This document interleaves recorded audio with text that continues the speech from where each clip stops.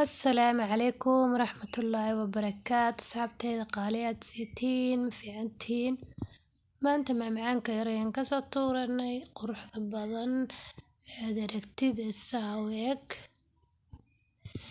fadlan haddaad nala joogtay soo dhawow haddaad nagu cusub tahayna soo dhawow subscribe noo saar hanaga ilaawin waa noo dhiirigelin waa mahadsan tahay.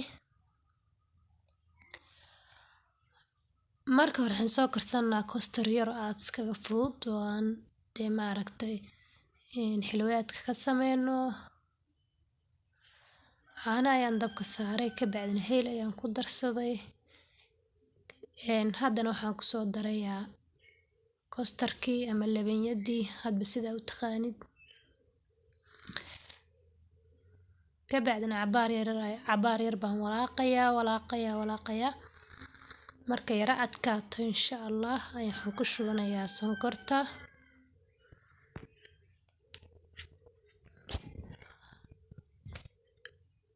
way yara adkaatay sonkorta ayaan ku shubay.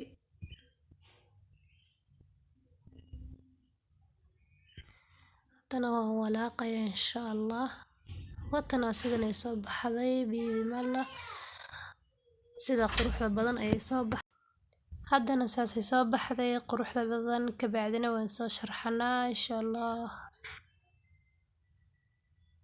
cananaas ayaan soo qaatay iyo cambe waan soo jarjaray ka bacdina waxaan rabaa inaan ku sharaxo xilwayaadkii ama labanyadii ama kostarkii ayaad ku sharaxsaa. koobkan ayaan soo qaaday waxaan ku guray cambihii iyo cananaaskii ka bacdina labanyada ayaan ku soo shubay. labanyada aad ba u kulushahay fridge-ka ayaan gelinayaa ka bacdina adeeg ayay noqon doontaa insha Allah bilkariim.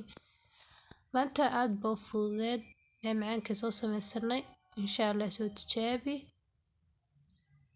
suu soo baxo waad ka heli doontaa aad buu fudud yahay.